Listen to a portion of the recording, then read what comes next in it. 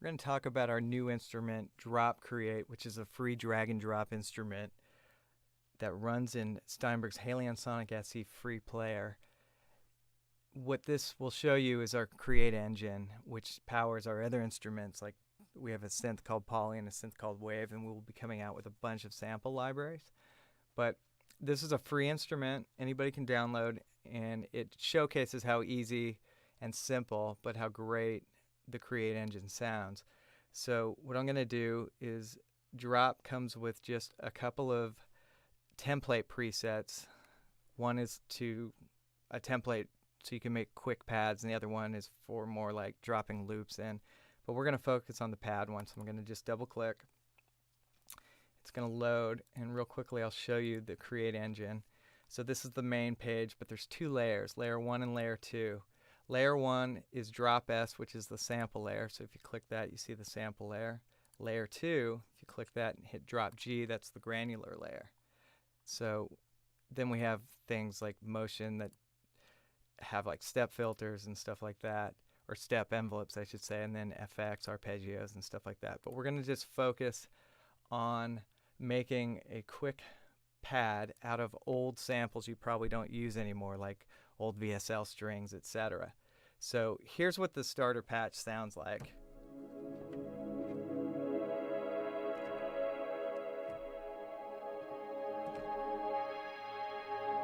Okay, so we just give you that just to get you going, but there is no other content. You're going to have to drag and drop your own stuff. So I'm just going to focus on the granular. So we're going to bypass the sample layer, go to the granular. I'm going to go to the granular page, and now we're going to go through my oldest sample folder that I have and find something to replace this one sample that still sounds like this, the grain. Okay, so here's my old sample folder. I'm going to go into my strings and go into my original VSL content. That's the old 16-bit stuff. And so let's go in randomly. Let's go to a viola. Let's see. Let's look for, how about flautando? Go into that folder, and we're going to drag and drop just some random patch, or sample, I should say. So C3, we drop it, and now it sounds like this.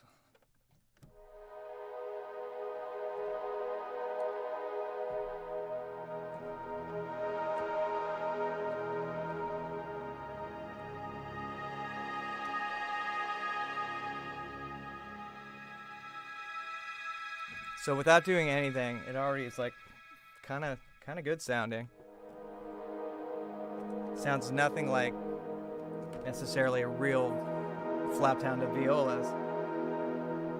But let's go to the main page and see what we can do with it real quick. So I have filter settings here. I have a high pass and a low pass combination filter. So if I turn it down,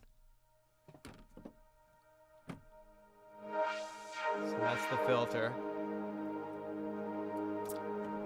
But here's where the fun gets. Down here we have the motion stuff. So we can turn on a fixed LFO that is fixed to the volume, and this one's to the pan. So we'll start with the volume. So it's set to an 1/8 note and ramp. So as I turn it up,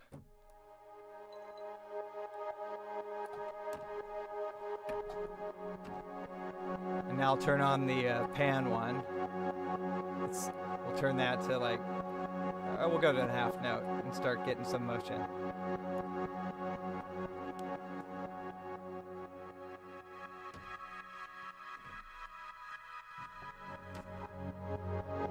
And this motion knob down on the quick controls, if you had motion going on, say, layer 1 and layer 2, and we can add more motion in a minute to the motion page, this will dial it down to 0 motion, except for the panning. So,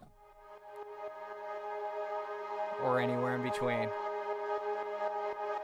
But let's turn this stuff off for a minute, and let's start dropping in some other samples. So we go to the grain again. So we did the flautando. So anyways, we dropped in at C3. Let's do one at, say, E5.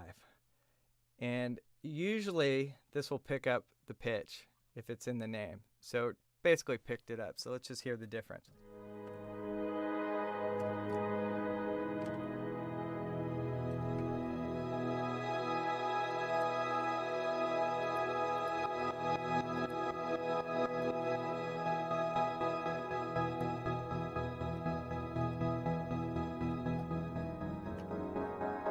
And I'm opening and closing the filter via the mod wheel, which you set here. So with that off, the mod wheel does nothing. With this on, it affects cutoff. It can affect other things, and that's the amount. So as I turn it up, so if I turn this filter way down, it slowly opens. And that's the amount up there.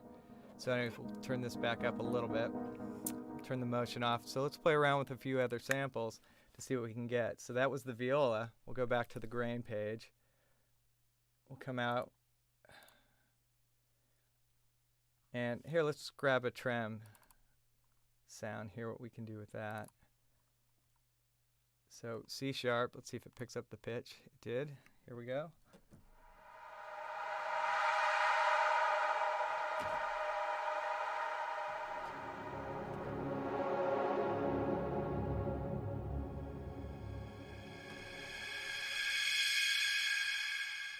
Okay, so let's get out of the violas. Okay, here, let's go to the basses. Let's see what that sounds like. Let's see. Okay, we'll go in the flautando again. And we'll pick something, let's see, pretty low. So it picked up the pitch. And now let's play it.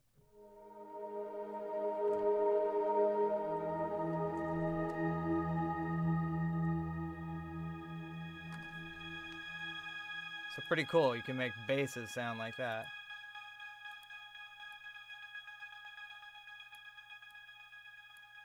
And we can change the shape. So let's do more of a pulse. With pulse, it seems to like 50%.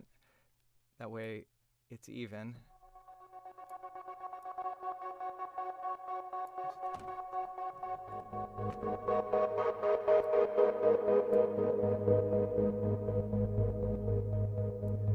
And let's go in the motion page and get a little nuttier. So we can.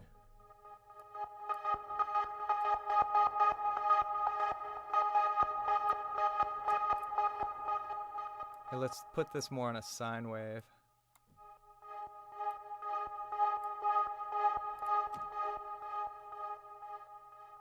And then let's have this effect, say distortion. So we'll turn it off for a second just so we can hear what distortion does. So if I add distortion over here, let's do it with like a rate reduction.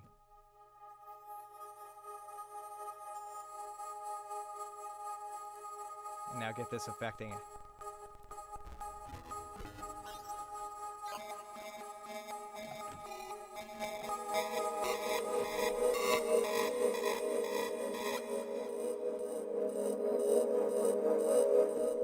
And not the best use of it, but you can change it all you want.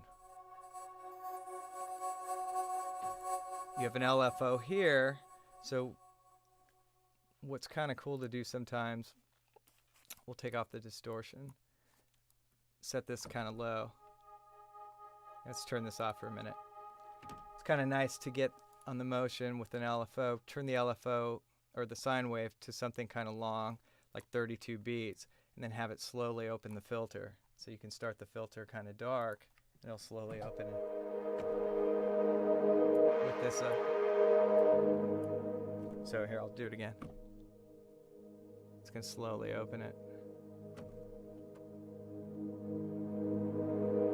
And then it'll slowly close. So lots of options, but you can have a bunch of different things going on. Put this back to ramp.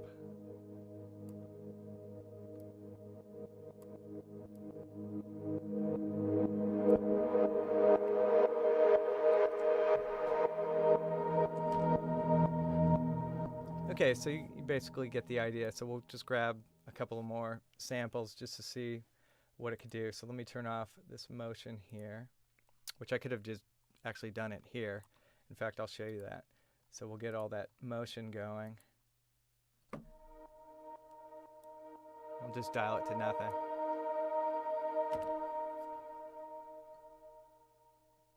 Okay, so let's go grab,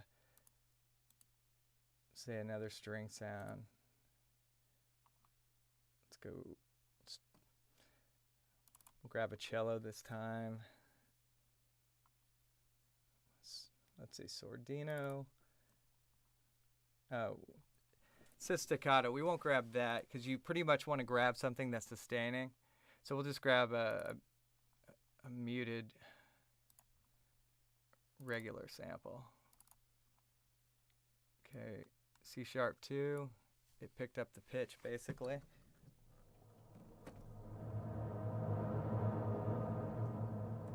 Oh, that's a trill. I'm like, that sounds kind of crazy. It sounds kind of cool, but let's look for a straighter sample.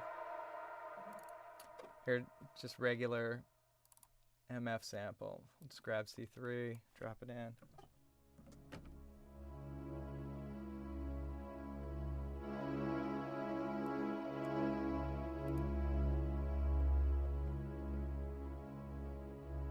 Let's turn off the pan for a second.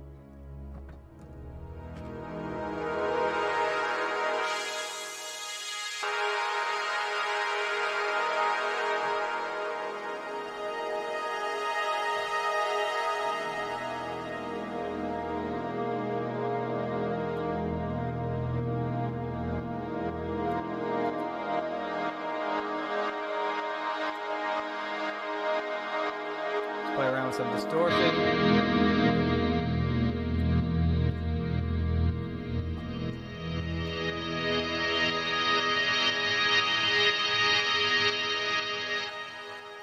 There's a lot of stuff you can do with the engine.